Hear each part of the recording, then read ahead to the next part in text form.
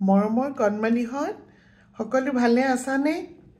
সকলো কুশলেই আছা চাগে নহয়?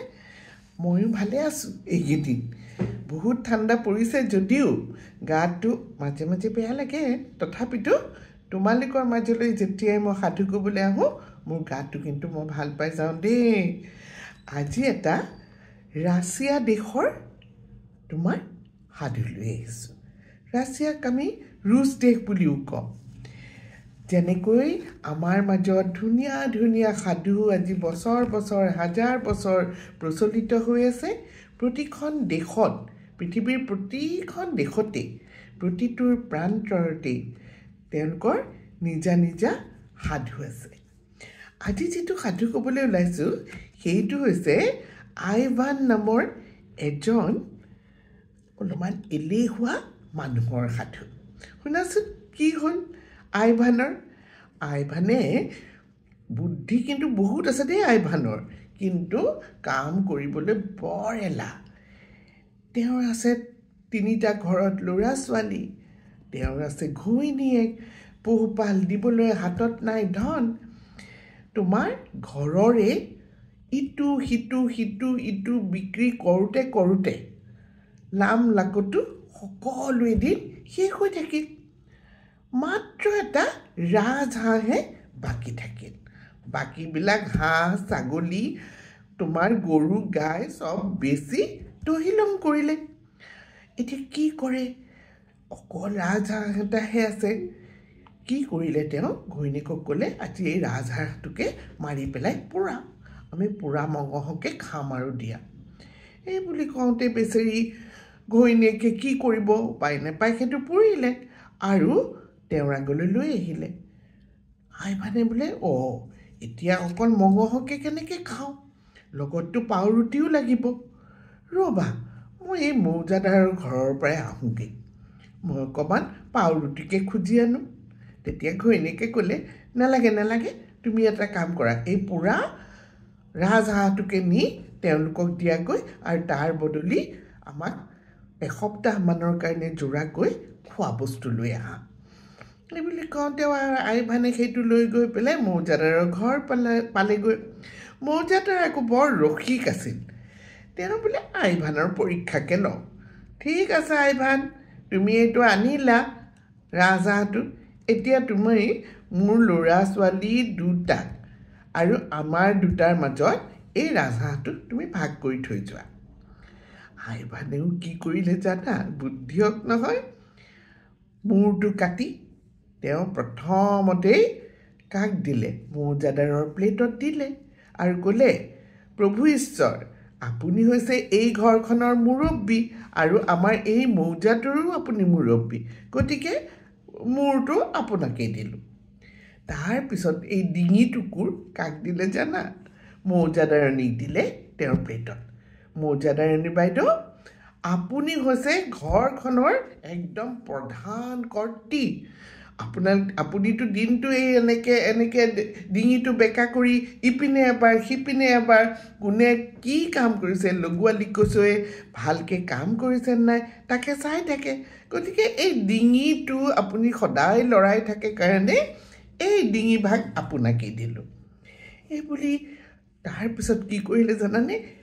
তোমাৰ ঠেংকেইখন কাটিলে আৰু কি কৰিলে? এই ল'ৰা 2টাৰ ভাগত তোমাৰ এটা ঠেং দিলে। দি পেলাই ক'লে বোপাইহঁতো, তোমালোকতো আৰু তোমাৰ দেউতাৰৰ পদাসৰণেই কৰিবা, তোমালোকেও মৌজাই চলাবা, গতিকে এই ঠেং 2খন তোমালোকৰ বৰ প্ৰয়োজন হ'ব, গতিকে এই 2খন তোমালোকক দিলোঁ। তাৰপিছত পাখিকেইখন কাটি ডেউকাকেইখন কাটি কাক দিলে? সেই ছোৱালী 2জনীক দিলে।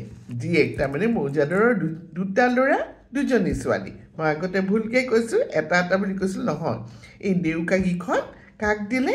ছোৱালীকেইজনীৰ প্লেটত দি পেলাই ক'লে আইহঁত, তোমালোকতো আৰু বেছি দিনৰ আলহী, তোমালোকতো বেছি দিনৰ এই ঘৰৰ সদস্য হৈ থাকিব নোৱাৰা, তোমালোকক বিয়া দিব, তোমালোকে উৰি উৰি পাখিৰ নিচিনাকৈ তোমালোকে উৰি উৰি বেলেগৰ ঘৰলৈ গুচি যাবা, গতিকে এই তোমাৰ পাখিকেইখন তোমালোকক দিলোঁ আৰু এই বাকী ৰোৱা অকণমান এইকণ এই পেটে সৈতে এইখিনি মই নি কিনে ঘৰলৈ লৈ যাওঁ এই বুলি কৈ তেওঁ সেইটো টোপোলা বান্ধিলে আৰু এই কথাত তোমাৰ মৌজাদাৰে খুব ৰস পালে আৰু ঢেক ঢেককৈ হাঁহি সেই মঙহখিনি তোমাৰ আইভানক দি দিলে আৰু লগতে এসপ্তাহৰ কাৰণে খোৱা বস্তু ভাৰ বান্ধি দি পঠালে এইখিনি লৈ গৈ একে ফূৰ্তি কৰি আইভানে খাব পৰিয়ালটোৰ লগত আনন্দৰে খাবলৈ ধৰিলে তাকে দেখি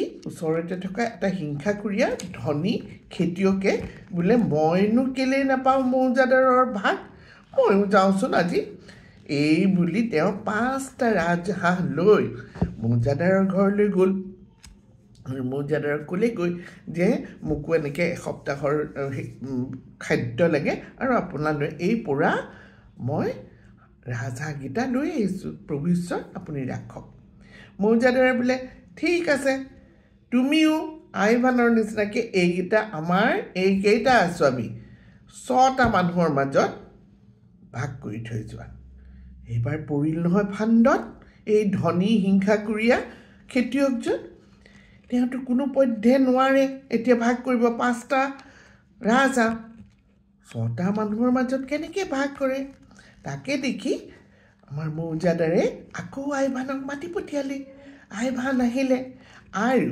এই 5টা ৰাজহাঁহ কেনেকৈ ভাগ কৰিলে কোৱাচোন তেওঁ কি কৰিলে এটা ৰাজহাঁহ নি তোমাৰ মৌজাদাৰক দিলে মৌজাদাৰক আৰু মৌজাদাৰণীক দিলে দি পেলাই ক'লে এই হাঁহটোৰে সৈতে মৌজাদাৰ ঈশ্বৰ আৰু আইদেউ আপোনালোক 3টি হ'ল আৰু এটা হাঁহ নি পেলাই এই দুজনী ছোৱালীৰ মাজত তাক ৰাখি পেলাই ক'লে তোমালোকো 3টা হ'লা দুজনী ছোৱালী আৰু এটা হাঁহ ল'ৰাকেইটাৰ মাজত এটা হাঁহ দি পেলাই ক'লে যে তোমালোকেও এতিয়া 2টাৰ লগত আৰু এটা লগ হৈ 3টা হ'লা আৰু এই বাকী থকা ৰাজহাঁহকেইটা মোৰ লগত 3টা হ'ল এতিয়া মই ঘৰলৈ যাওঁ এই হাঁহকেইটালৈ গতিকে তেওঁ ধুনীয়াকৈ সকলোকে 3টা কৰি নিজেও 3টা হৈ ঘৰলৈ বুলি প্ৰস্থান কৰিলে আৰু মৌজাদাৰে আকৌ এই আইভানৰ বুদ্ধিত একদম প্ৰশংসা কৰিবলৈ ধৰিলে আৰু ইজন ধনী খেতিয়কক ঘৰলৈ বুলি খেদি পঠিয়াই দিলে আৰু এটা সময়ত আইভানক মাতি আনি কামত লগালে কাৰণ আইভানক যে খুব বুদ্ধিয়ক সেইকাৰণে মৌজাখন চলাবৰ কাৰণে আইভানৰ এনেকুৱা ধৰণৰ উপস্থিত বুদ্ধিৰ কাৰণে এটা চাকৰি দিলে বেতনসহ এতিয়া প্ৰতি মাহে মাহে আইভানে পইচা পায় আৰু সেই পইচাৰে তেওঁ নিজৰ ঘৰখন ধুনীয়াকৈ পোহপাল দিবলৈ ধৰিলে গতিকে মইনাহঁত যেতিয়া বুদ্ধি থাকে সেই বুদ্ধি যেতিয়া ভাল কামত লগায় মানুহে সুন্দৰভাৱে আৰ্জিবও পাৰে আৰু সকলোৰে প্ৰিয় পাত্ৰ হৈ পৰে গতিকে আইভানে নিজৰ উপস্থিত বুদ্ধিৰ দ্বাৰা তোমাৰ মৌজাদাৰৰ মন জয় কৰিলে ভাল লাগিলে এই ৰাছিয়ান সাধুটো শুনি কেনে পালা মোক জনাবা আৰু আজিৰ কাৰণে শুভৰাত্ৰি বাই বাই হ'ব সকলো কুশলে থাকা